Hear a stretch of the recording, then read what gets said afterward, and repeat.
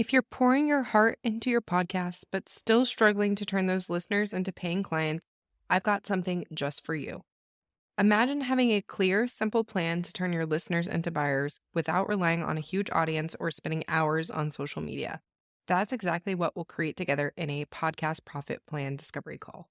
During this free 20-minute call, I'll help you discover more opportunities for profit in your podcast and give you the next best step to turn your show into a client attracting machine. If I've got an offer that will help you expedite this process, then we can also discuss working together. Book your free podcast profit plan discovery call now by going to podcastingformoms.co/profit plan or by clicking the link in the show notes. I can't wait to chat with you. You know that feeling when you look back at the last year and think, okay, some of that was great and some of that, yeah, never again. Same. If 2025 taught me anything, it's that clarity creates momentum, especially for moms who are recording in nap time windows, car line, or during that sacred 30 minutes when the toddler magically plays independently. So today, I'm pulling back the curtains and sharing my real podcast goals for 2026, what I'm keeping, what I'm ditching, and exactly how I'm making it all happen in the margins. Let's get into it.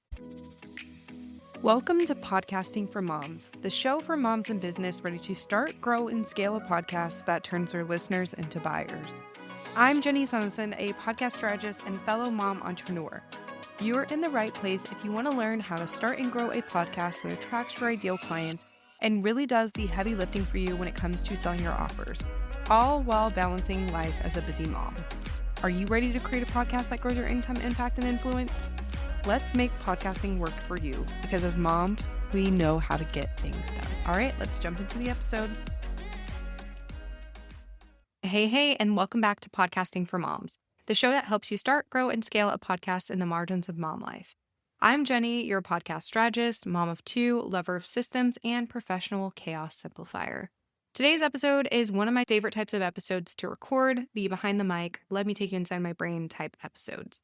Before we step into 2026, I want to take a quick moment to reflect on what worked, what didn't, and how I'm approaching my podcast completely different this year. Because podcasting as a mom isn't just about content, it's about sustainability, clarity, and momentum. And if we want our podcast to grow, then they have to fit into our real lives. So let's kick off with a quick look back. So let's first talk about what didn't work in 2025. Honestly, 2025 had some really amazing moments, but it also had moments where I was doing way too much. I was experimenting with too many content styles. I was trying to be everywhere, basically every platform, trying every strategy, and every idea sounded good in the moment. And while the podcast stayed consistent, the strategy behind it wasn't always as tight as it could have been. And honestly, if something doesn't have a clear purpose, it's really not sustainable long term. Now let's talk about what did work in 2025. So there were things that worked really well. So the first thing is leaning into myth busting episodes. This was a really great thing, and you guys have really enjoyed them. The second thing is using collaborations and podcast guesting strategically. This has always been one of my favorite things to do, and it paid off this year. The third thing is staying consistent with weekly episodes. I was able to do that, and honestly love showing up every week, so I was very happy about that. And then lastly, using my minimum viable podcast framework to keep things simple. We love a simple workflow, so that was obviously wonderful. Every time I stripped things back and focused on providing true value, the show was able to grow and bring in new listeners, new clients, and new members into my community.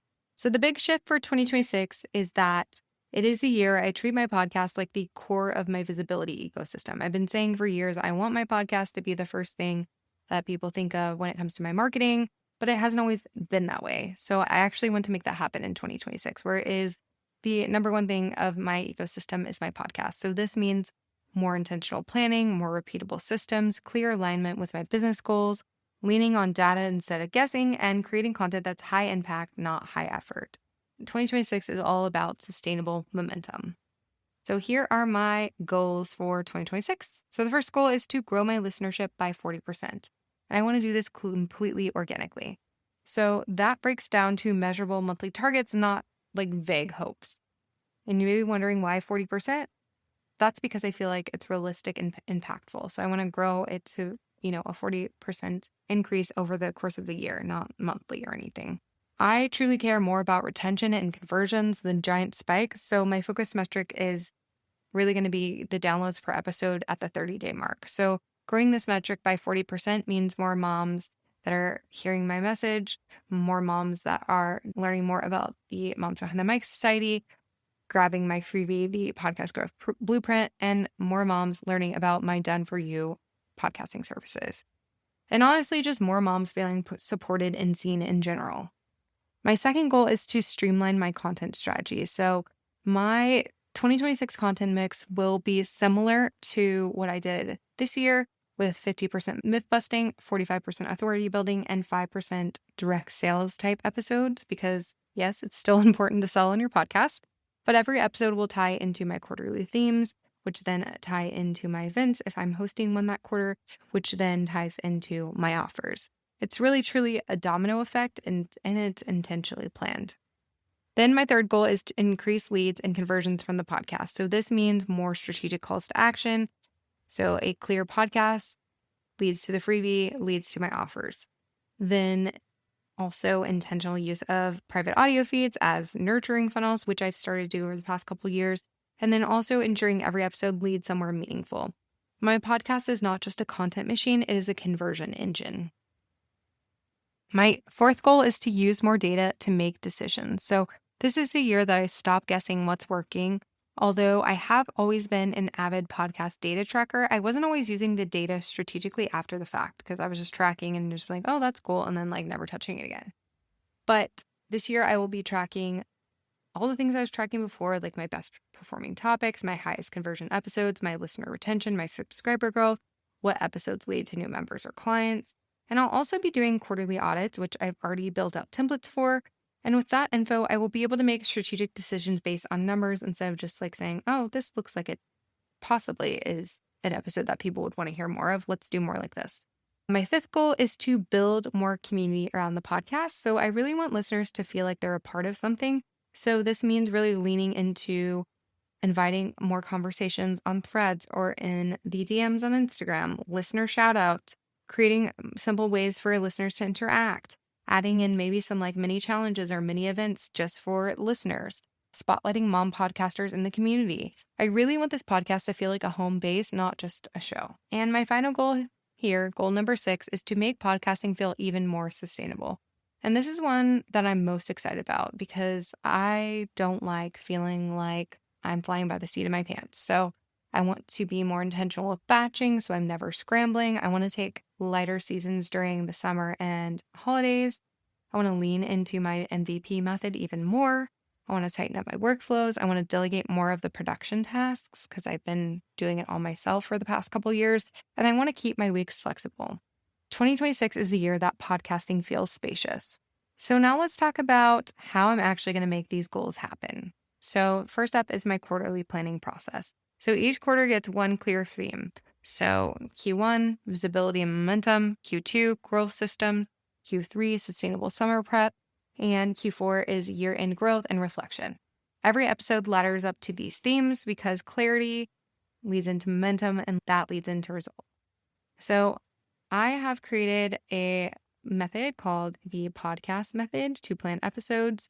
So P stands for purpose, O stands for objective, D stands for delivery, C stands for call to action, A stands for amplification, S stands for sustainability, and T stands for timeline.